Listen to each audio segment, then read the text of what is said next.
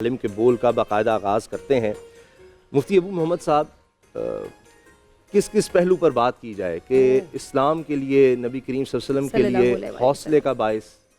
سیدہ خدیجہ کبریٰ رضی اللہ تعالیٰ عنہ، اور ان کے بغیر اسلام کی تاریخ کسی صورت مکمل ہی نہیں ہو سکتی؟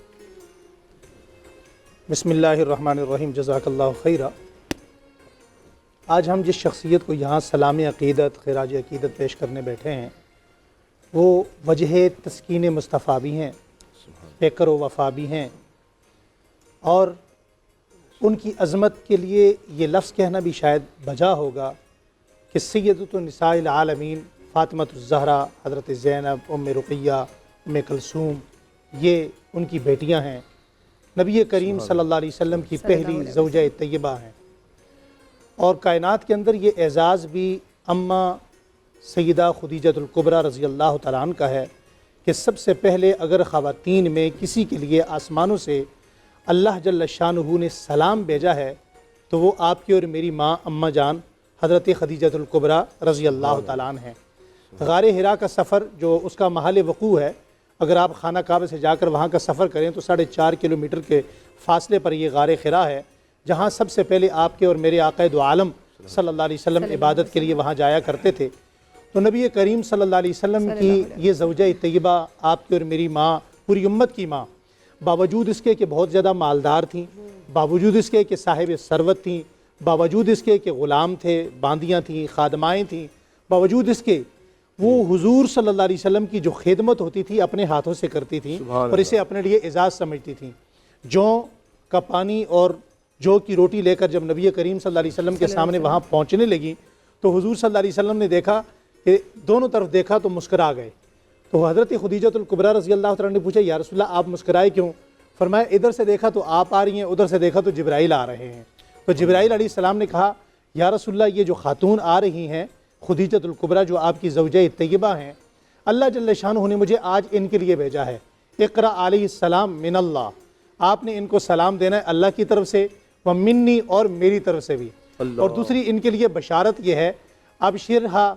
ببیتہ فی الجنہ، اللہ جل شانہ فرما رہے ہیں کہ خدیجہ سے آپ کہہ دیجئے کہ ہم نے ان کا جنت کے اندر محل تیار کروا دیا ہے۔ اور آپ یہ دیکھیے کہ حضرت اماں خدیجہ الکبریٰ رضی اللہ تعالیٰ نے اپنے خزانے جو بے پناہ خزانے تھے، ان کا منہ نبی کریم صلی اللہ علیہ وسلم کی ذات گرامی کے لیے اس وقت اس دھانے کھول دیے اپنی دولت کے کہ جب آقا دو عالم صلی اللہ علیہ وسلم مکہ سے باہر جاتے ہیں، آپ تجارت کیا کرتے تھے، اور آپ کا بنیادی جو تعلق سب سے پہلے بنا، بلکہ میں یوں کہا کرتا ہوں، میں نے شاید کل بھی ایک جگہ پر کہا کہ اللہ جل شانہ اپنے نبیوں کی، اپنے رسولوں پیغمبروں کی نصرت کیا کرتے ہیں، اور حضور صلی اللہ علیہ وسلم کی سب سے پہلی اور بڑی نصرت جو خواتین کے ذریعے کی گئی وہ حضرت اماں خدیجہ الکبریٰ رضی اللہ تعالیٰ عنہ کے ذریعے کی گئی۔ حضور صلی اللہ علیہ وسلم آئے، چہرے پر پریشانی کے آثار ہیں، اماں پوچھتی ہیں، یا رسول اللہ کس بات کی پریشانی ہے، آپ پریشان کیوں ہیں؟ فرمایا یہاں ایک قبیلہ آ کر بیٹھا ہوا ہے اور وہ قبیلہ بڑی خستہ حالی میں ہے، بڑی قسم و پرسی میں ہے، ان کو دینے کے لیے کچھ نہیں ہے۔ اب جو مال حضور کے پاس تھا اسے بغیر اجازت کے استعمال کی اجازت نہیں تھی، کیونکہ وہ مال سارا اماں خدیجہ الکبریٰ کا تھا۔ اماں جان نے کیا کہا، یا رسول اللہ آپ ایسا کیجئے، مکہ کے فلاں فلاں سرداران کو آپ آواز دیجئے اور انہیں تھوڑی دیر کے لیے یہاں بلا لیجئے۔ جب تک انہیں بلایا تو اماں خدیجہ الکبریٰ رضی اللہ تعالیٰ نے ایک بند کمرے سے ساری جتنے درم تھے، دینار تھے، اشرفیاں تھیں، جتنا مال و دولت تھا وہ سارا نکالا، اور ایک جگہ پر بڑا ڈھیر لگ گیا، اور وہ اتنا بڑا ڈھیر لگا کہ جب وہ سرداران قریش بھی وہاں آ کر بیٹھے تو نبی کریم صلی اللہ علیہ وسلم کو اماں خدیجہ الکبریٰ نے اس ڈھیر کے پیچھے سے آ کر دیکھا، یعنی اتنا بڑا ڈھیر تھا کہ حضور اس ڈھیر کے پیچھے چھپ گئے، اور ان سرداران قریش کو مخاطب کر کے اماں جان اماں خدیجہ الکبریٰ رضی اللہ تعالیٰ نے کیا فرمایا؟ یہ فرمایا اے سرداران قریش تم گواہ رہنا کہ میرا جتنا مال ہے آج کے بعد اس کی مالک میں نہیں ہوں، یہ کائنات کے سرداج امام الرسل امام الانبیاء حضرت محمد الرسول اللہ صلی اللہ علیہ وسلم اس کے مالک ہیں، یہ جہاں چاہیں، جس جگہ چاہیں، جس پر چاہیں، جس طرح چاہیں ان کو خرچ کرنے کی اجازت ہے۔ آج کے بعد میں بھی اگر اس مال سے کچھ لوں گی تو انہی سے پوچھ کر لوں گی۔ یہ وہی خاتون ہے کہ جن کو اللہ جل شانہ نے حضرت زینب، حضرت رقیہ، ام کلثوم، فاطمۃ الزہرا رضی اللہ تعالیٰ عنہ جیسی، ابو القاسم جیسی، طیب و طاہر جیسی اولاد نصیب فرمائی، اور نبی کریم صلی اللہ علیہ وسلم ان سے آپ کے جانے کے بعد بھی آج ہم چونکہ ان کا یوم وصال ہے اس لیے بات کر رہے ہیں، تو ان کے جانے کے بعد بھی آپ صلی اللہ علیہ وسلم ان سے اتنی محبت کیا کرتے تھے کہ ہر جگہ ہر محفل میں اماں خدیجۃ الکبریٰ رضی اللہ تعالیٰ عنہ کو زبان نبوت بیان کرتی تھی، اور جب بھی آپ گوشت بناتے تو ان کی سہیلیوں کے گھر بھیجتے کہ یہ سہیلیاں اماں خدیجۃ الکبریٰ رضی اللہ تعالیٰ عنہ کی ہیں۔ سبحان اللہ، کیا بات ہے، کیا بات ہے۔ سید محمد علی شاہ صاحب، ماں کا ذکر جتنا ہو تو کم ہی لگتا ہے، اور ساری امت کے لیے یعنی اسلام جس طرح سے آگے پھیلا، اور سرکار دو عالم صلی اللہ علیہ وسلم جس طرح ان کو ہر وقت ایک سپورٹ تھی، ان کے لیے اتنی بڑی سپورٹ، اور جو بھی یعنی غار حرا پر بھی تشریف لے جا رہے ہیں تو تب بھی پورا ان کا خیال رکھ رہی ہیں، ان کو دور تک دیکھ رہی ہیں، ان کا انتظار فرما رہی ہیں، بڑا خوبصورت۔ یہ میاں بیوی کے رشتے کے حوالے سے بھی بڑا ہی خوبصورت ہمارے لیے۔ نحمدہ و نصلی علی رسولہ الکریم، اما بعد فاعوذ باللہ من الشیطان الرجیم، بسم اللہ الرحمن الرحیم۔ حضرت سیدہ طیبہ طاہرہ ماں خاتون جنت حضرت سیدہ خدیجہ الکبریٰ سلام اللہ علیہا و ابیہا، قربان جائیے کہ آپ محسن اسلام ہیں۔ حضرت عائشہ رضی اللہ تعالیٰ عنہ فرماتی ہیں کہ مجھے سیدہ خدیجہ الکبریٰ پر رشک آیا کرتا تھا، کیونکہ رسول خدا مدینے کے تاجور صلی اللہ علیہ وسلم اکثر آپ کا ذکر فرمایا کرتے اور کثرت کے ساتھ آپ کا ذکر کرتے تھے، اور آپ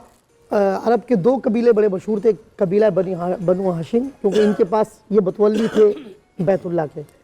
اور آپ کا تعلق جو ہے قبیلہ بنو اسد سے تھا۔ یہ جو قبیلہ تھا یہ مسلم کبھی شریف کہہ لیں کہ مکے کی جتنی گلیاں بازار ان کے راستے ان کے معاملات یہ قبیلہ دیکھا کرتا تھا، اور آپ خود بھی تاجرہ تھی، آپ کے جو والد تھے وہ بھی بہت بڑے تاجر تھے، اور اس سے پہلے آپ کے دو نکاح ہوئے تھے وہ بھی دونوں تاجر تھے۔ آپ اس قدر مالدار تھی، مگر جب حضور علیہ السلام کے نکاح میں آئی تو آپ کی سادگی یعنی آپ نے اپنے آپ کو مٹا دیا۔ اللہ سبحان، کیوں کہہ لیں کہ حضور کی محبت میں اتنا فدا ہو گئی کہ انہوں نے اپنی ہستی کو مٹا دیا۔ اللہ کے رسول صلی اللہ علیہ وسلم خصائص کبریٰ کے اندر یہ واقعہ ہے کہ آپ نے ملاحظہ فرمایا کہ حضرت خدیجہ الکبریٰ ایک مرتبہ اپنا پھٹا ہوا لباس سی رہی تھی۔ اللہ فرمایا اے خدیجہ، حضرت خدیجہ الکبریٰ پھٹا ہوا لباس سی رہی تھی، تو آپ نے فرمایا خدیجہ نیا لباس لے لیتی۔ عرض کی یا رسول اللہ، جو دل آپ کی محبت کا طالب ہو جاتا ہے، وہ دل جو دل آپ پر قربان ہو جاتا ہے، آپ پر فدا ہو جائے، تو وہ دل جو ہے وہ فقیری کا طالب ہو جاتا ہے۔ تو قربان جائیے حضرت خدیجہ الکبریٰ سلام اللہ علیہا یہ وہ ہستی ہیں کہ آپ زندگی کے جس شعبے میں دیکھیں گے، اور پھر حضرت ابراہیم کے علاوہ باقی تمام اولادیں جو ہیں آپ کے بطن سے ہوئی، اور پھر پہلی خاتون اول ہے، یعنی اسلام میں عورتوں میں سب سے پہلے ایمان لانے والی خاتون بھی حضرت خدیجہ الکبریٰ کو یہ شرف ملا۔ سبحان اللہ، تو حضرت خدیجہ الکبریٰ رضی اللہ تعالیٰ عنہ کی جتنی عظمت بیان کی جائے وہ کم ہے، یعنی اتنی بڑی تاجرہ ہونے کے بعد اتنی بڑی سب سے مالدار اور انہوں نے سب کچھ حضور کے قدموں پر قربان کر دیا، اور یہی وجہ تھی کہ اللہ کے رسول صلی اللہ علیہ وسلم یعنی ان کے وصال کے بعد بھی کہتے ہیں، علامہ صاحب نے ذکر بھی کیا کہ آپ جب کوئی جانور ذبح فرماتے تو گوشت کے اچھے اچھے پیس بنا کر وہ آپ کی سہیلیوں میں بھیجا کرتے تھے کہ حضرت خدیجہ الکبریٰ کی سہیلی ہے۔ تو میں کہتا ہوں یہ 10 رمضان مبارک بلکہ ماڈر ڈے جو ہم کہتے ہیں ماں کا دن، یہ 10 رمضان کو ہونا چاہیے۔ واہ واہ واہ، سبحان اور اللہ، ہماری بدقسمتی ہے کہ ہمارے اسلامی معاشرے میں اگر ہم دیکھیں گے تو ہم نے ان کی تعلیمات کو، ان کی سیرت کو فراموش کر دیا، ان پہ گفتگو بہت کم رہی ہے۔ کوئی لائبریری، کچھ بڑی یونیورسٹی، میں کہتا ہوں کوئی بڑا کالج جو خواتین کو ان کے نام سے ہونا چاہیے، اور یہ خواتین کی آئیڈیل ہونی چاہیے، یعنی آپ جس طرح دیکھیں گے آپ محسن اسلام ہیں۔ بے شک بے شک، تو اللہ تعالیٰ ایک میرے سے سوال تھا مشورہ کہ نبی پاک صلی اللہ علیہ وآلہ وسلم، پروفیسر صاحب آپ کی طرف آ رہی ہوں، نبی پاک صلی اللہ علیہ وسلم مشورہ کرتے تھے حضرت خدیجہ سے، آپ سے میں سوال پوچھ رہی ہوں کہ نبی پاک صلی اللہ علیہ وآلہ وسلم حضرت خدیجہ سے مشورہ لیتے تھے، مطلب کتنا پیارا ایک تعلق ہے میاں بیوی کا کہ مشورہ لیا جاتا تھا۔ لیکن اگر ہم آج کے دور سے اس چیز کو لنک کریں تو آج تو شوہر سوری ٹو سے عورت کو اس لائق نہیں سمجھتے کہ اسے مشورہ کیا جائے، کیونکہ ان کو لگتا ہے کہ جی ہم ڈومینیٹنگ ہیں، یہ ریسیسو ہیں، اور ہم عقل کل ہیں، اس کی تو عقل مجھ سے آدھی ہوگی، میں تو مجھے مشورہ کیا دے گی، بلکہ کام کر کے بتا دیا جاتا ہے، انفارم کر دیتے کہ میں نے یہ کر لیا ہے۔ مطلب آپ مشورہ کرنے کے لیے آج کے جو جتنے بھی مرد حضرات ہیں ان کو اس تناظر میں اگر کوئی مشورہ آپ دینا چاہیں کہ دیکھیں اتنی بڑی ہستیاں، ان کا آپس کا تعلق کیسا تھا؟ بسم اللہ والصلاة والسلام علی رسول اللہ وعلی آلہ وصحابہ اجمعین وبعد۔ حضرت خدیجہ الکبریٰ رضی اللہ تعالی عنہا وہ ہستی ہے جس نے اسلامی تاریخ پر انمٹ نقوش چھوڑے، خود رسول اکرم صلی اللہ علیہ وسلم کی شخصیت پر ایسا نقش چھوڑا کہ آپ زندگی بھر بھلا نہیں سکے اسے۔ امام بخاری رحمہ اللہ جو محدثین کے امیر محدثین ہیں، انہوں نے اپنی کتاب صحیح بخاری میں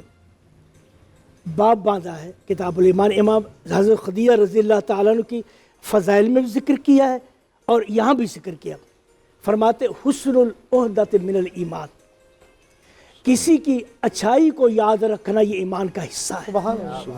اور اس پر جو حدیث لائے وہ حضرت خدیجہ رضی اللہ تعالیٰ عنہ کو جو اللہ رسول یاد کیا کرتے وہ حدیث لائے کہ رسول اکرم صلی اللہ علیہ وسلم ہمیشہ خدیجہ کو یاد رکھتے تھے، حتیٰ کہ حضرت عائشہ رضی اللہ تعالیٰ عنہ فرماتی یا رسول اللہ آپ انہیں اتنا یاد کرتے، آپ اتنا یاد کرتے ہیں، کیا آپ اتنا یاد کرتے؟ آپ حضرت عائشہ رضی اللہ خود اپنی محبت اپنی وفا پر اتنا اعتماد تھا کہ ہماری محبت ہماری وفا یہ آپ کی یادوں کو دھیما نہیں کر سکتی، مدد نہیں کر سکی ہے۔ رسول اکرم کیا فرماتے ہیں؟ عائشہ خدیجہ آمنت بی عندما کفر الناس بی، خدیجہ وہ ہے جس سب سے پہلے مجھ پر ایمان لائی، لوگوں نے میرا انکار کیا، اور میرے اللہ کی تقسیم ہے یہ، اس نے عورت مرد کو نبی بنایا لیکن اس کی سب سے پہلے تصدیق کرنے والی عورت بنائی تاکہ یہ فضیلت صرف مردوں میں نہ رہ جائے، اللہ سبحان اللہ، سمجھا نا، تاکہ یہ فضیلت تقسیم ہو جائے۔ سب سے پہلے اس نبی پر ایمان لانے والی کون ہے؟ عورت ہے۔ اس سے پتہ چلتا ہے کہ عورت کی اہمیت کیا ہے، کیا مقام، اللہ کیا مقام ہے۔ تو رسول اکرم صلی اللہ علیہ وسلم ہمیشہ خدیجہ الکبریٰ رضی اللہ تعالیٰ عنہ کو یاد رکھتے، اور ہمیں ایک دفعہ حالہ بنت خویلد حضرت خدیجہ کی بہن آپ کے پاس آئی، اس نے آپ اجازت چاہی تو ان کی آواز حضرت خدیجہ سے ملتی جلتی تھی، اللہ رسول اکرم سے بے قرار ہو گئے، آواز سن کر بے قرار ہو گئے۔ تو یہ عظیم خاتون ہے، یہ ہمارے لیے درس ہے۔ رسول اکرم صلی اللہ علیہ وسلم مشورہ فرماتے، کیا فرماتے؟ آمنت بی عندما کفر الناس بی وصدقنی عندما کذبنی الناس، اس وقت جب مجھے تصدیق کی جب لوگوں نے مجھے چٹلایا، وواساتنی بالمال، اپنا مال مجھ پر نشاور کیا۔ پہلی اسلام کی جو مؤید ہے، پہلی اسلام کی تائید کرنے والی ہے وہ عورت ہے۔ پھر رسول اکرم صلی اللہ علیہ وسلم دیکھو، عورت انسان کا نساء شقائق الرجال، رسول فرمائے عورتیں مردوں کا حصہ ہے۔ یہ عورت اس کا مطلب نہیں کہ عورتیں وہ کم درجہ ہے۔ نبی کریم صلی اللہ علیہ وسلم ہمیشہ ازواج مطہرات سے مشورہ کرتے تھے، حضرت خدیجہ سے مشورہ لیتے تھے۔ حضرت صلح حدیبیہ میں کیا ہوا؟ رسول اکرم صلی اللہ علیہ وسلم نے حکم دیا کہ سب لوگ اپنے قربانیاں ذبح کر دو، کوئی ہلا ہی نہیں۔ رسول اکرم صلی اللہ علیہ وسلم اپنے خیمے میں تشریف لے گئے، ام سلمہ رضی اللہ تعالیٰ موجود تھی، کہنے لگی، حضرت ام سلمہ سے کہنے لگے انی امرت الناس بالذبح، میں نے لوگوں کو حکم دیا قربانی ذبح کرے، سب بیٹھے رہے۔ حضرت ام سلمہ دیکھیں، عورت کو کبھی حقیر مت جانیے، مشورہ لیجیے اپنی بیوی سے، اس کو اہمیت دیجیے۔ رسول اکرم صلی اللہ علیہ وسلم آپ نے مشورہ کیا ام سلمہ سے، کہ حالانکہ دوسرے لوگ بھی تھے، مشورہ ابو بکر تھے، سب لوگ مشورہ کیا، لیکن اپنی بیوی سے مشورہ کیا۔ اب ام سلمہ سے کہنے لگے اب یہ کیا ہوا لوگوں کو، لوگ بیٹھے ہوئے، میں نے ذبح کرنے کا حکم دیا، کوئی ہل نہیں رہا۔ حضرت ام سلمہ کہہ رہی یا رسول اللہ آپ کچھ نہ کہیے ان کو، آپ چھری لیجئے جا کر اپنی قربانی ذبح کر دیجئے۔ حضرت اللہ نے بھی ایسا ہی کیا، چھری لیا اور بھی قربانی ذبح، دیکھا سب لوگوں نے قربانی ذبح کر دی۔ تو یہ حضرت نبی کریم صلی اللہ علیہ وسلم ان کو احترام دیتے تھے، وہ عظیم ہستی ہے، اور اسلام کی پہلی فقیہ سمجھتے ہیں آپ کو، فقیہ خدیجہ، حضرت خدیجہ ہے جنہوں نے اللہ کے رسول صلی اللہ علیہ وسلم کی فرمان سے استدلال کیا۔ جب آپ کے پاس آئے پریشان ہو کر تو انی خشیت علی نفسی، مجھے ڈر ہے، مجھے اپنے آپ کا ڈر ہے، مجھے ڈر ہے۔ اللہ قرآن کہتا ہے ما کنت ترجو ان یلقی الیک الکتاب، آپ کو یہ نہیں علم تھا، آپ تو کبھی امید لگائے تو نہیں بیٹھے میں نبی بننے جا رہا ہوں، یہ سب کو اچانک ہوا نا۔ یہ مکہ والے کہ جی یہ تو ہمیں نظر آ رہا تھا یہ کچھ کر کے رہے گا، یہ جو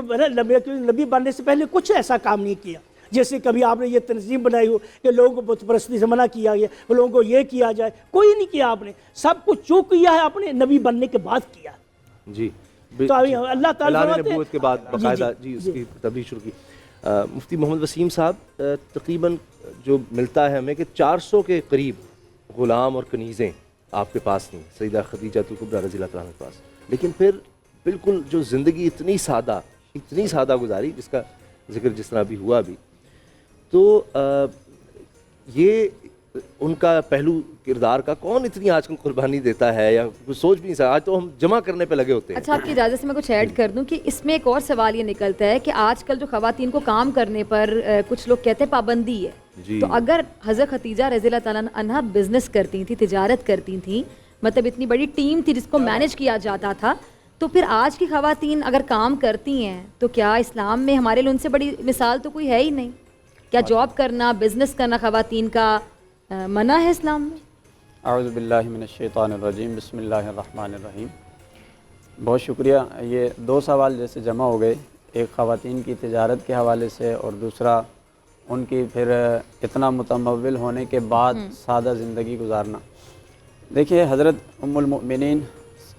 खदीजतुल कुबरा रज़ियल्लाहु ताला अन्हा, आपकी ज़िंदगी के ये बड़े ख़ूबसूरत गोशे हैं और आज की ख़वातीन के सीखने के लिए और फिर मर्द हज़रात का रवैया ख़वातीन के साथ कैसा हो, उस हवाले से आपकी ज़िंदगी के ये बहुत खूबसूरत पहलू हैं। जैसे अगर हम बात तिजारत की कर लें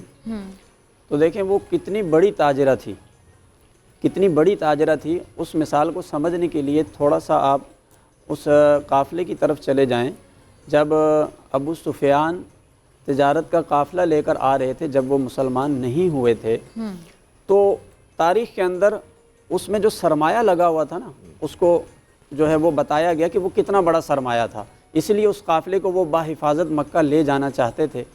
तो तकरीबन 40,000 सोने की अशरफियाँ बताई गई, इतना बड़ा सरमाया, यानी अरबों का सरमाया था वो। अब कहते हैं कि जब तिजारत के लिए काफ़िले जाया करते थे, मक्का के जितने ताजिर अपना सरमाया लगाते थे, तन्हा हज़रत खदीजतुल कुबरा रज़ियल्लाहु ताला अन्हा का सरमाया हुआ करता था। इससे आप अंदाज़ा लगाएं कि वो कितनी बड़ी ताजरा खातून थी, उनका बिज़नेस कितने बड़े पैमाने पर था। तो इतनी बड़ी ताजरा खातून, इतना बड़ा बिज़नेस, लेकिन जब उन्होंने इस्लाम कबूल किया तो आज के लिए हमारी ख़वातीन के लिए सीखने के लिए ये बात है कि उन्होंने अपना सारा माल वो अपनी मिल्कियत से निकाल कर, यानी अपने शोहर सैयदना मोहम्मद रसूलुल्लाह सल्लल्लाहु अलैहि वसल्लम की खिदमत में पेश कर दिया, जिसके लिए कुरान में इशारा भी है कि ववजदका आइलन फ़अग़ना। ठीक है। अच्छा, दूसरा पहलू इसके अंदर ये कि जो ख़वातीन, जैसे इन्होंने सवाल किया कि तिजारत करना चाहती हैं, तो उनकी सीरत का सिर्फ ये हिस्सा नहीं लेना चाहिए। ठीक है, आगे मैं कुछ 1-2 पॉइंट और भी बयान करूँगा। ठीक है। ये बात बिल्कुल दुरुस्त है, ख़वातीन तिजारत कर सकती हैं और रोल मॉडल के तौर पर उम्मुल मोमिनीन को अपने सामने रख सकती हैं। ठीक है, तिजारत करें, लेकिन साथ में उनकी ज़िंदगी को कुछ और पहलू हैं, वो भी ख़वातीन के लिए मशाल राह हैं, उसको लेना बहुत ज़रूरी है। मिसाल के तौर पर जब आपकी शादी हुई तो जो पहले 15 साल हैं, जब तक हुज़ूर अलैहिस्सलाम ने ऐलान नबूवत नहीं फरमाया, ये 15 साल बड़ी खुशहाली के थे, क्योंकि कोई मुश्किल नहीं थी, कोई परेशानी नहीं थी। तो उमूमन जब खुशी का मौका होता है तो उसमें ख़वातीन बढ़ चढ़ कर अपने शोहर के साथ या जैसे भी मामलात में, घरेलू मामलात में साथ रहती हैं। लेकिन जब हालात बदलने लगते हैं, जब मुश्किल हालात आ जाते हैं, जैसे ही आपने ऐलान नबूवत फरमाया, अब हालात बदल गए। अब एक दूसरा किरदार शुरू होता है आपकी ज़िंदगी का। यहाँ से आगे जो है ना, एक नया पहलू सामने आता है कि आप सिर्फ जो है वो तमाम सहूलियात के साथ आरामदेह ज़िंदगी बसर करने वाली खातून नहीं थी, बल्कि आप बहुत ही वफाशार और बहुत ही बाहिम्मत खातून थी। जब मुश्किल हालात शुरू हुए तो उन मुश्किल हालात में आपने कभी भी नबी पाक सल्लल्लाहु अलैहि वसल्लम को ये महसूस नहीं होने दिया कि मैं आपसे एक कदम किसी भी तरह पीछे हूँ। इन मुश्किल हालात के अंदर जो 10 साल के आपके साथ गुजरे, उनमें 3 साल बहुत अहम हैं। जो सोशल बाइकाट था, जिसे शाब अबी तालिब कहा जाता है, ये 3 साल का जो अरसा जिसमें तमाम कबाइल ने हुजूर अलैहिस्सलाम से और आपके ख़ानदान से बाइकाट कर लिया, ये 3 साल ऐसे थे जो ख़ानदान बनु हाशिम के लोग बताते हैं कि बारहा ऐसा होता था कि कई कई दिन तक खाने पीने के लिए कुछ भी मुयस्सर नहीं होता था। تو آپ نے ان مشکل حالات میں کبھی بھی نبی پاک صلی اللہ علیہ وسلم کا ساتھ نہیں چھوڑا. تو یہ آپ کی زندگی کا پہلو کہ جب مشکل حالات آ جائیں تو آپ نے اپنی وفا پر ثابت قدم رہنا ہے, کوئی شکوہ نہیں, کوئی شکوہ نہیں نہیں ہے, اور بلکہ ثابت قدمی سے ساتھ رہتے ہوئے حوصلہ بڑھانا ہے. اور تیسرا آپ کی زندگی کا پہلو, چونکہ عورت کے بارے میں کہا جاتا ہے کہ بہت صنف نازک ہے اور جو ہے اس کا دل جو ہے وہ بہت نرم ہوتا ہے یا ہمت ہار جاتی ہے. یہاں ابھی آپ نے مشورہ لینے کی بات کی تھی کہ شوہر اپنی بیوی سے مشورہ لے. میں اس کا ایک دوسرا پوائنٹ بتاؤں کہ مشورہ دینا تو جب لیں گے تب دیں گے نا, جب کبھی ایسی کوئی کیفیت, کوئی ایسی حالت پیدا ہو جائے اس میں وہ نبی پاک صلی اللہ علیہ وسلم کا حوصلہ بڑھانے کے لیے کھڑی ہو جاتی تھی, یعنی حوصلہ افزائی کے لیے کھڑی ہو جاتی تھی. وہی جو جیسے پہلے وحی کا تذکرہ ہوا تو کچھ اضطرابی کیفیت تھی نبی پاک صلی اللہ علیہ وسلم کی. اس سے آپ اندازہ لگائیں, بخاری شریف کے اندر یہ الفاظ آئے کہ جب حضور علیہ السلام گھر پر تشریف لائے تو چونکہ ایک اضطرابی کیفیت ہے تو ام المؤمنین عرض کرتی ہیں کہ اللہ کے رسول, واللہ, آپ نے کہا واللہ, ہاں اللہ کی قسم کہ آپ کا رب کبھی آپ کو شرمندہ نہیں کرے گا, سبحان آپ کو کبھی شرمندہ نہیں کرے گا. پھر آپ کی کچھ خصوصیات کا تذکرہ کیا, کہا وجہ یہ ہے کہ آپ بہت صلہ رحمی کرتے ہیں, آپ کمزور لوگوں کا بوجھ اٹھاتے ہیں,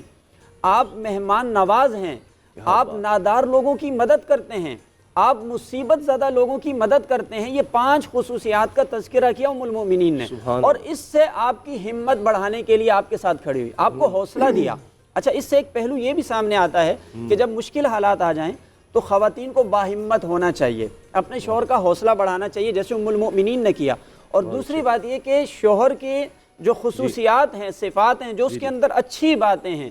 ان کو بھی خواتین اپنے جو ہے پیش نظر رکھیں کہ جب موقع کی مناسبت سے ان کی وہ خصوصیات بھی ان کا حوصلہ بڑھانے کے لیے ذکر کرنی چاہیے. اچھا, اسی سے جڑے اور بہت سے سوال ہیں کہ کیا شوہر جو ہے بیوی کو کہہ سکتا ہے کہ گزارا ہو نہیں رہا تو تم بھی میرا ہاتھ بٹاؤ, کام کرو, یا یہ ہے کہ اگر شوہر منع کرے تو کیا پھر عورت کو لازمی ہے منع ہو جائے؟ یہ سب سوال بھی پوچھیں گے. ایک سوال کہا جا رہا ہے نوید عباسی صاحب, مفتی صاحب, کہ امامت کے حوالے سے عورتوں کی امامت کیا خاتون کر سکتی ہے, اس کے حوالے سے کچھ فرمائیے گا. دیکھیے, گزارش یہ ہے کہ عورتوں کی امامت کسی بھی طور پر ہمارے ہاں جائز نہیں ہے. مجھے معلوم ہے کہ شاید مخالف سمت سے یہ دلیل آ جائے کہ ابو داؤد میں حدیث ہے سیدہ ام ورقہ کو نبی علیہ السلام نے امامت کے لیے کھڑا کیا, تو نبی علیہ السلام نے یقیناً یہ کام ارشاد فرمایا. یہ ویسے ہی ہے جیسے بہت سارے کام نبی علیہ السلام نے آغاز میں کروائے اور پھر نبی علیہ السلام چونکہ شارع علیہ السلام ہے تو نبی علیہ السلام نے ان کاموں کو خود منع فرما دیا. آغاز میں حضرت ام ورقہ کا مؤذن بھی تھا اور وہ نماز بھی پڑھاتی تھی, وہ عورتوں کی مارکیٹ کی نگران بھی تھی جہاں صرف خواتین خریداری کے لیے جاتی تھی. لیکن جب اسلام پورے طور پر آ گیا تو پھر نبی علیہ السلام نے اس سے منع فرما دیا. اس لیے عورت کی امامت کسی بھی طور پر ہمارے ہاں جائز نہیں ہے. نوافل میں بعض لوگوں نے یہ لکھا ہے کتابوں میں کہ وہ اسی صف میں کھڑی ہو جائے, تو اس کو بھی بہرحال مکروہ لکھا ہے, اس میں بھی جو ہے نا وہ قرات موجود رہتی ہے. اس پر میں پروفیسر صاحب آپ کا بھی کامنٹ چاہوں گا. میں اس میں ایک بات اور عرض کرنا چاہوں گا کہ ایک تو یہ ہے, اگر امامت کے منصب کی کوئی عورت اہل ہو سکتی ہے کائنات میں تو وہ سیدہ طیبہ طاہرہ حضرت فاطمہ زہرا یا سیدہ طیبہ طاہرہ حضرت خدیجہ الکبریٰ رضی اللہ عنہما, ان دونوں کی مقدس شخصیات ہو سکتی ہیں, لیکن ان دونوں نے کہیں کوئی امامت نہیں کروائی. اور سیدہ کے حوالے سے میں یہ بات کر دوں چونکہ بات چل رہی ہے کہ یہ بات ذہن میں رہے کہ ہم سیدہ خدیجہ الکبریٰ کا پورا مہینہ ذکر کریں, حق ادا نہیں ہو سکتا, کیونکہ سیدہ خدیجہ نے کوئی از خود نبی علیہ السلام کی کسی بات سے متاثر ہو کر, وہ ظاہری روایات ہیں اور وہ وسیلہ ہیں کہ وہ نبی علیہ السلام کا انہوں نے رویہ دیکھا اور وہ جو آ کے بتایا گیا تو انہوں نے نکاح کا پیغام بھیجا. لیکن یہ بات ذہن میں رہے کہ نبی کا کوئی بھی عمل اللہ کے اذن کے بغیر نہیں ہوتا. حضرت سیدہ کا انتخاب رب نے عرش پر کیا ہے, رب العالمین نے سیدہ کا انتخاب نبی علیہ السلام کے لیے کیا. اور یہ بات بھی ذہن میں رہے کہ نبی پیدا ہوتے بھی نبی ہوتا ہے, نبی عالم ارواح میں بھی نبی ہوتا ہے, نبی ہر زمانے میں نبی ہوتا ہے. نبی علیہ السلام کا خود ارشاد ہے کہ ابھی آدم مٹی اور گارے کے درمیان تھے, اللہ نے اس وقت بھی مجھے نبی بنا رکھا تھا. تو نبی علیہ السلام کے لیے جو رشتوں کا انتخاب ہے نا, یہ نبی نے خود نہیں کیا. سیدہ فاطمہ ان کے گھر میں آئی تو یہ انتخاب رب کا تھا. سیدہ کا نکاح مولا علی سے ہوتا ہے تو یہ انتخاب رب کا ہے. سیدہ طیبہ طاہرہ حضرت خدیجہ نبی علیہ السلام کے نکاح میں آتی ہیں تو یہ انتخاب رب کا ہے، اور وہ سیدہ کی موجودگی میں کوئی نکاح نہیں فرماتے، یہ انتخاب رب کا ہے۔ جب انتخاب رب کرتا ہے تو پھر یہ ہوتا ہے کہ شیب ابی طالب ہو، ظلم کی کالی گھٹائیں چل جائیں، کچھ بھی ہو جائے، آندیاں آ جائیں، تو پھر سیدہ کے پائے استقامت میں آپ کو لغزش نظر نہیں آئے گی، کیونکہ وہ ام المومنین ہے اور ان کا کردار سب سے عظیم تر آپ کو نظر آئے گا امہات المؤمنین میں۔ اچھا پروفیسر صاحب یہی سوال آپ سے کہ کیا عورت جماعت کروا سکتی ہیں، امامت کر سکتی ہیں؟ دیکھیے بعض امور ہیں جو صرف مردوں کے لیے مخصوص ہیں، عورتیں نہیں کر سکتی۔ ٹھیک ہے۔ ہماری عام زندگی میں آپ دیکھیں بعض کام عورتیں کرتی ہیں، لیکن جب ہمیں وہ زیادہ کرنا ہوتا ہے ہم مرد کو بلاتے ہیں۔ مثلا کھانا ہے، تھوڑا کھانا تو پکا لیجیے، لیکن جب زیادہ کھانا پکانا ہو تو ہم مرد کو بلاتے ہیں۔ اسی طرح اللہ تعالیٰ نے بعض خصوصیات عورتوں کو دی، بعض مرد کو، بعض کام عورتیں نہیں کر سکتی۔ جی ابھی دنیا میں آپ دیکھ لیجئے کتنے ملک ہیں، کسی ملک کی فوج کی سربراہ عورت ہے؟ اسی طرح امامت کا مسئلہ ہے، امام عورت تو نہیں بن سکتی کیونکہ اس کی خصوصیات میں سے نہیں ہے، اس کی نیچر نہیں ہے یہ کہ اس ذمہ داری کو سنبھال سکے۔ یہ اس کام کے لیے مرد ہے، ٹھیک ہے، اس کام کے لیے مردوں کے لیے خاص ہے۔ اس لیے اسلام جو انسان اور عورت اور مرد میں وہی فرق کرتا ہے، یہاں نیچر نے فرق کیا ہے، خوبصورت قیاس نیچر نے فرق کیا ہے، سمجھے نا۔ اسلام عورت اور مرد میں نہیں کہتا کہ عورت اور مرد ایک دوسرے کے ضد ہے، مقابل ہے، نہیں، ایک دوسرے کو مکمل کرنے والے ہیں۔ اچھا یہی بات علامہ صاحب آپ سے اسامہ بھائی ماشاءاللہ حضرت کو خراج عقیدت اور خراج تحسین پیش کرتا ہوں۔ آپ نے بہت خوبصورت پروفیسر صاحب نے قیاس کیا ہے اور اس قیاس سے ہمیں اتفاق ہے۔ بہت سی دیکھیں اللہ تعالیٰ کا یہ ربوبیت ہے۔ جی جی اصل میں آج کوئی بڑے گھرانے کی عورت اگر نکاح میں آ جائے تو آپ نے دیکھا وہ اس کے پاؤں زمین پر نہیں ہوتے کہ جی وہ مالدار بڑے کسی گھرانے سے اگر آ جائے، لیکن آپ قربان جائیے سیدہ کی یہ خوبی تھی کہ اتنی بڑی تاجرہ، اتنی مالدار ہونے کے باوجود آپ نے دیکھا کہ خود کھانا بنا کر، اور غار ہرا شاید آپ اور نوجوان ہم بھی چلتے ہیں سوچتے ہوں گے، کھانا بنا کر لے کر جا رہی ہیں حضور کی خدمت اپنے ہاتھوں سے۔ تو یہ بھی آج کی خواتین کے لیے ہے راستہ بنا ہوا ہے، تو اس وقت تو کہ تاجرہ ہو کر، اتنے بڑے گھرانے کی ہو کر، اتنا بڑا نسب، اتنا بڑا خاندان، اگر وہ چاہتی تو کسی باندی کی کنیز کی ڈیوٹی لگے، خود کھانا بنا کر اور رسول خدا کی خدمت کری۔ تو یہ بھی آج ہماری بہنوں بیٹیوں کی ہے کہ اپنے گھر میں شوہر کی گھر کی خدمت کرنا، اس کو اپنے لیے سادہ سمجھا۔ یہ لوگ بڑا پوچھتے ہیں جی سوشل میڈیا پر یہ کہ خاتون جو ہے وہ ظاہر ہے گھر میں تنہائی میں عورتوں کے ساتھ مل کر امامت کا، ادھر سے تو موقف آ گیا۔ میرا خیال ہے آج کے دن کو اگر آپ حضرت خدیجہ سلام اللہ علیہا ہی پر مرکوز رکھیں، اچھا چلیں ٹھیک، میرا خیال ہے اس کا زیادہ فائدہ ہوگا، اور اس کو ایک مستقل عنوان بنا لیں اور اس پر اوپن ڈیبیٹ ہو جائے، بہت اچھا ہے، مزید چیزیں مزید پہلو سامنے آئیں گے۔ ٹھیک ہے، چونکہ آج کا دن جو ہے حضرت خدیجہ کا ہے، جی یہی چاہتا ہے کہ حضرت خدیجہ ہی پر مرتکز رہے ذہن، ارتکاز کے ساتھ ان کے فضائل، ان کے مقامات، ان کی علامہ صاحب زندگی پھر کے آپ نے مختلف جس طرح پہلو کہا سامنے ہم آئیں۔ کل سحری میں اس ٹاپک پر گفتگو کریں، کیونکہ جب لوگ سوشل میڈیا پہ پوچھتے ہیں نا اسامہ بھائی تو ڈیفینیٹلی لوگوں کے ذہن میں سوال گردش کر رہا ہوتا ہے، عورت کے حوالے سے دیکھیں حکمرانی کا مسئلہ، قضاوت کا مسئلہ، جج بننے کا مسئلہ، امامت کا مسئلہ، بہت سارے اس طرح کے علامہ صاحب نے موضوعات فوج کے سربراہ کی بات کی تو ملک کی وزیر اعظم بھی خاتون رہ چکی، ہمارے ملک کی وزیر بے نظیر بھٹو صاحبہ خاتون تھیں، تو مطلب وہ بھی مینج کرنا آسان تو نہیں ہوتا نا کہ وزیر اعظم کی جو ذمہ داری ہیں حکومت چلانا۔ خیر یہ بہت لمبا سبجیکٹ ڈیبیٹ ہے، جی آپ کچھ جی۔ اچھا اسی میں علامہ سید الحسینی صاحب کہ جو میں نے عرض کیا کہ یہ تو سوال چلیں اس سے، کیونکہ ہم نے سیرت سے ان کی لینا روشنی لینی ہے، اس سے سیکھنا ہے کہ کیا مرد کہہ سکتا ہے عورت کو کہ بھئی گزارا نہیں ہو رہا تم بھی کام کرو، یا وہ اس کو منع کر سکتا ہے کہ نہیں بس چھوڑ دو جیسے ہے، ہم روکی سوکی ہو رہی ہے، اس طرح سے ہو سکتا ہے، یا اس کو اجازت دینی چاہیے؟ نحمدہ و نصلی علی رسولہ الکریم، اما بعد، اعوذ باللہ من الشیطان الرجیم، بسم اللہ الرحمن الرحیم۔ الرجال قوامون على النساء بما فضل اللہ بعضهم على بعض وبما انفقوا من اموالهم فالصالحات قانتات حافظات للغیب بما حفظ اللہ، صدق اللہ العظیم۔ سورہ نساء کی یہ آیت اللہ تبارک و تعالیٰ نے جو بیان کی ہے کہ مردوں کو اللہ نے عورتوں پر فوقیت دی ہے، اور یہ فوقیت دینا اس پر کسی کا اعتراض نہیں ہونا چاہیے کہ اللہ نے مردوں کو عورتوں پر فوقیت کیوں دی ہے؟ اللہ نے آگے خود فرما دیا بما فضل اللہ بعضهم علی بعض، اللہ کی مرضی جس پر فضیلت دینا چاہیں،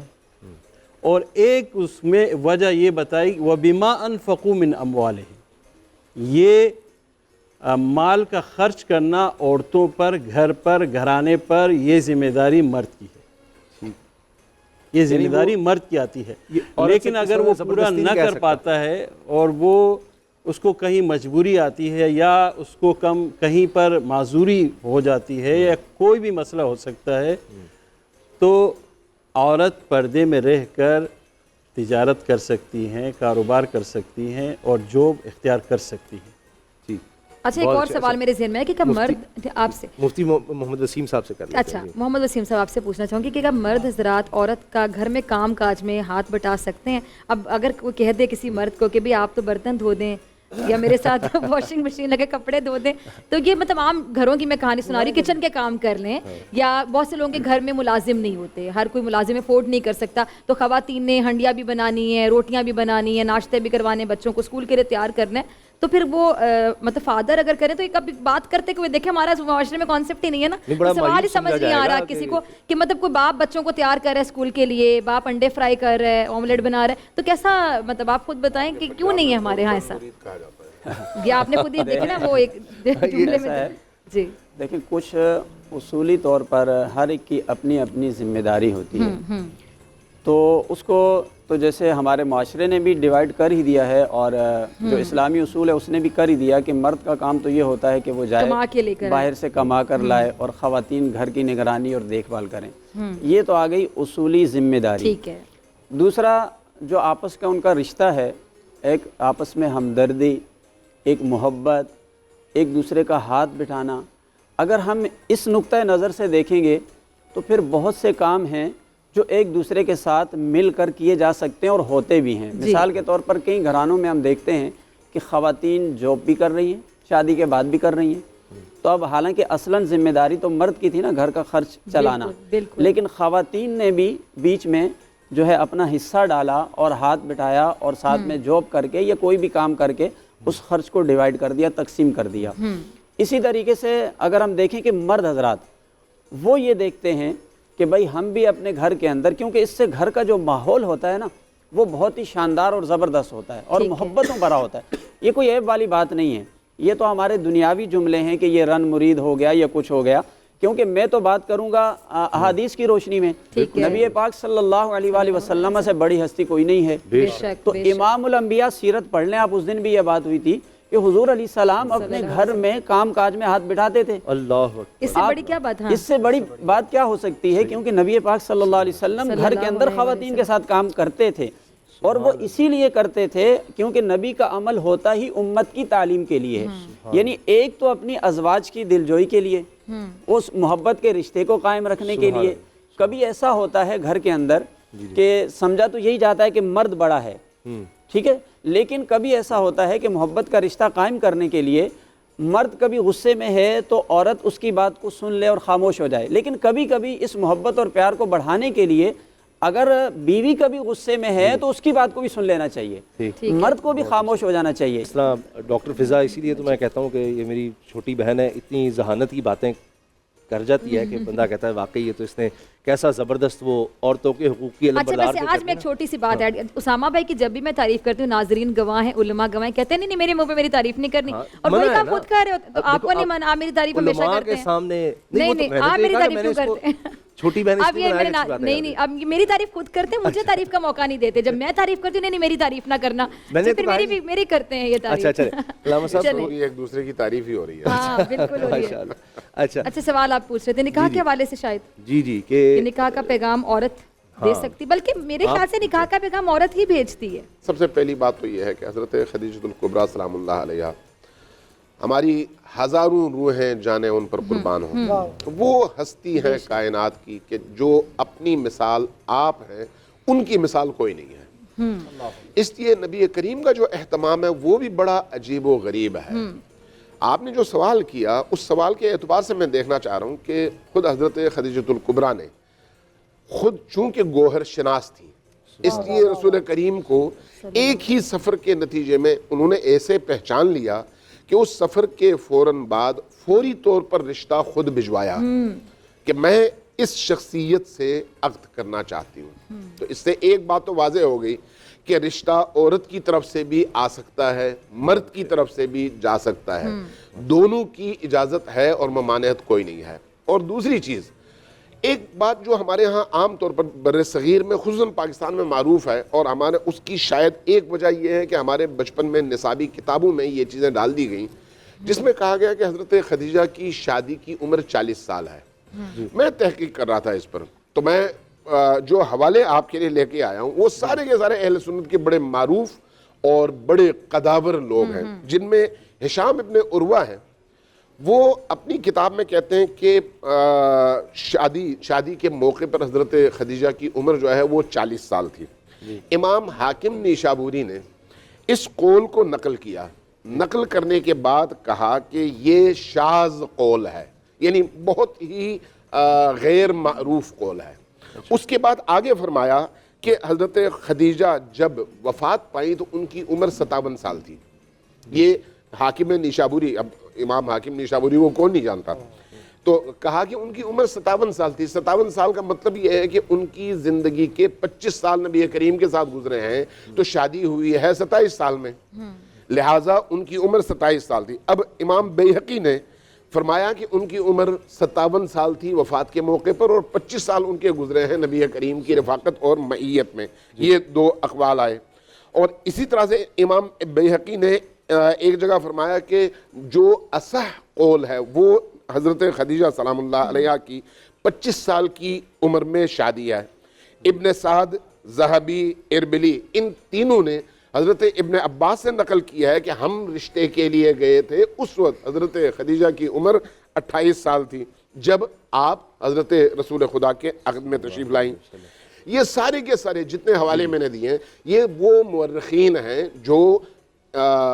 مذہبی اور فرقہ وارانہ بحثوں سے بالاتر خود اہل سنت ہیں لیکن بڑے مورخین ہیں. ان کے ساتھ جو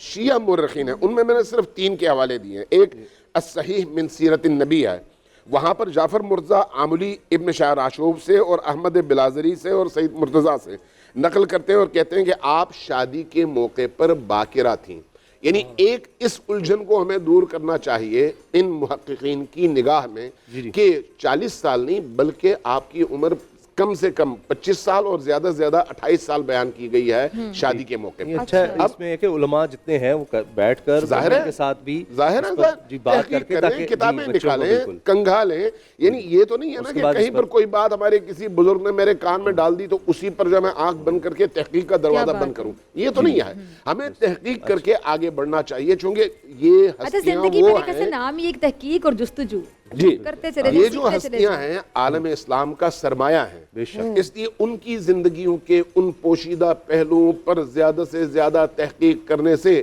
ہمیں زیادہ سے زیادہ دین فہمی کا موقع ملتا ہے. تو اس لیے حضرت خدیجہ سلام اللہ علیہ کی زندگی کا ایک پہلو تو یہ. دوسرا پہلو جو میں صرف ایک جملے میں عرض کر کے نکل جاؤں گا آگے, وہ یہ ہے کہ وہ خاتون جن کے اونٹوں کے کاروان میں موجود اونٹوں کی شمارش اور ان کا گننا ممکن نہیں تھا,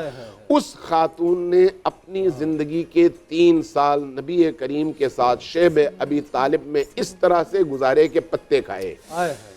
ذرا تصور کریں کہ انسانی تاریخ میں ایسی عظیم القدر خاتون کی کوئی مثال مل سکتی ہے جس نے خوشی کے ساتھ یہ سارا قبول کیا ہو, اور پھر جب نبی کریم سے آپ کی شادی ہوئی اور آپ نبی کریم کے گھر تشریف لائے تو قریش کی تمام خواتین نے حضرت خدیجہ کا بائیکاٹ کیا. اس بائیکاٹ کے نتیجے میں سوشل بائیکاٹ ہے یہ, اس کے نتیجے میں خدیجۃ الکبریٰ سلام اللہ علیہا اکیلے پن کا شکار ہوئی. تو یہ ایک موقع ایسا آیا کہ حضرت خدیجہ حاملہ تھیں اور حضرت فاطمہ الزہرا سلام اللہ علیہا شکم مادر میں تھیں. نبی کریم تشریف لائے گھر کے اندر تو دیکھا حضرت خدیجہ کسی سے گفتگو فرما رہی ہیں, تو پوچھا کہ اے خدیجہ کس سے گفتگو کر رہی ہو؟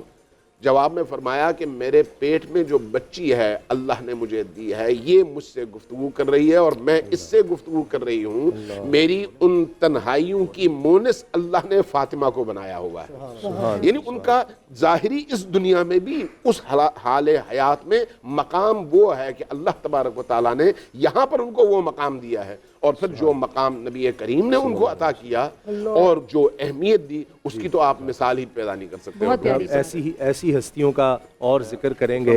ہم اہل سنت کے ہاں نبی علیہ السلام کی دیگر بنات بھی ہیں، تو یہ جو عمر کا تعین کر کے بنات مصطفیٰ کا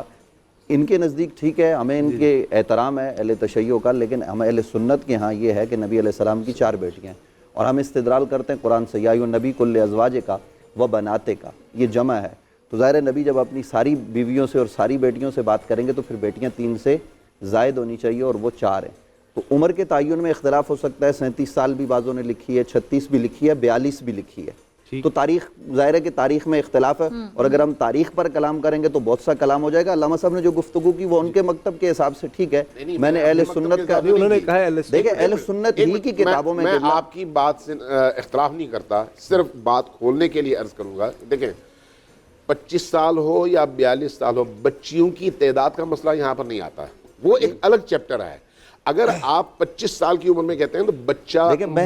ابھی اہل تشیع کی کتابوں کے درجنوں حوالے دے دوں گا، مسئلہ بہت اچھی بات ہے، مسئلہ یہ بہت نہیں اچھی ہے، بات ہے نا، میں تو آپ کو دعوت دے رہا ہوں، اصل میں میں آپ کو دعوت دے رہا ہوں، آپ حوالے دیں، ہم حوالے دیں، جس سے قربتیں بڑھیں، جس سے غلط فہمیاں دور ہوں، تو اس کے لیے میں نے اس لیے آپ کو حوالے وہ دیے جو اختلاف کے لیے نہیں دیے۔ آپ میرا لہجہ دیکھ رہے ہیں، میں صرف یہ عرض کر رہا ہوں کہ اہل سنت کے ہاں یہی لوگ مستند اور معتبر نہیں ہے، اس کے علاوہ دیگر روایات میں اس پر بھی کلام ہے، بخاری میں بھی ہے، مسلم میں، دیگر جو ہماری مستند ترین کتابیں ہمارے دیگر ائمہ نے اس پر کلام کیا ہے، اور صراحت اور وضاحت موجود ہے۔ اور ہمارے یہاں یہ جو بات ہے 40 سال والی، یہ چونکہ کثرت کے ساتھ روایت ہوئی ہے اور کتابوں میں موجود ہے، 39 سال بھی ہے، 33 سال بھی ہے، تو اسی طریقے سے یہ ہمارا کوئی مطلب یہ اختلافی مسئلہ نہیں ہے، جو وہ ان کا نظریہ ہے وہ ان کا نظریہ ہے، ہم نے اپنا بیان کر دیا کہ نبی رحمت صلی اللہ علیہ وسلم کے ساتھ جب نکاح ہوا تو اب یہ ایک اختلافی مسئلہ ہے کہ سیدہ حضرت خدیجہ باقرہ تھی یا نہیں، یہ ایک الگ پہلو ہے، لیکن ہم یہ کہنا چاہ رہے ہیں کہ نبی علیہ السلام کی جو اولادیں تھیں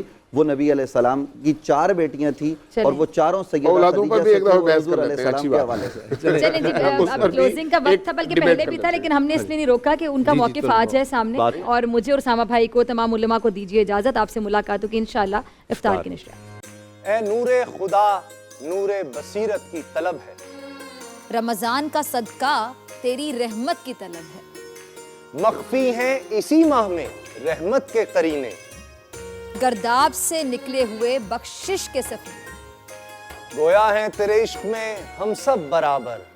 مجلس کو تو گلدستہ فردوس بنا دے، رندوں کو ثنائے شہ لولاق پلا دے، تو شمع قلم کو ید بیضائی عطا کر، بچوں کو تو افطار میں تسنیم عطا کر۔ رمضان مبارک کی خصوصی نشریات رمضان میں بول، صرف بول انٹرٹینمنٹ پر۔ رمضان میں بول